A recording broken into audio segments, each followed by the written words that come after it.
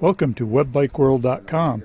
This is a brief video to illustrate part 2 of the webbikeworld.com article describing a tour of the Nolan helmet factory in Italy.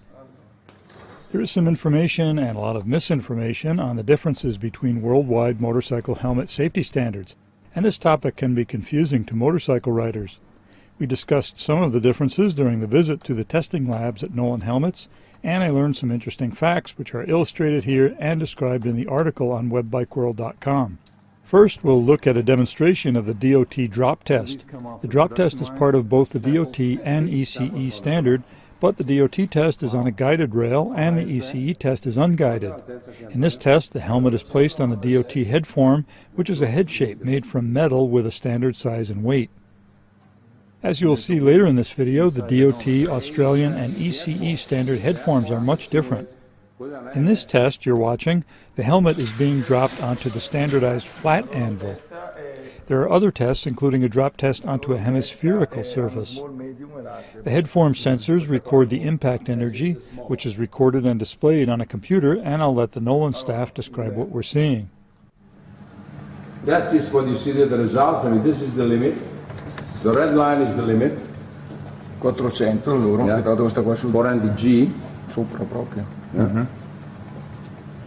And the green is And the green is our performance. the performance. Yes. Okay. And this is the duration of And the that impact? is the duration of the... È talmente basso che non è dentro, perché viene calcolato solo sopra i 150 e sopra i 200.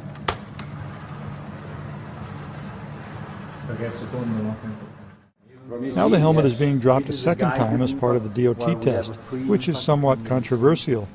More on this issue also in the full webbikeworld.com article.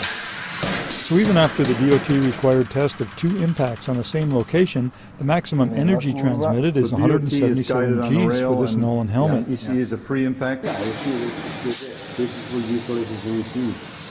That's an ECE.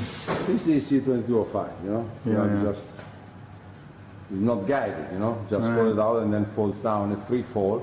There is guided by the monorail. Qua ha superato i 150 G.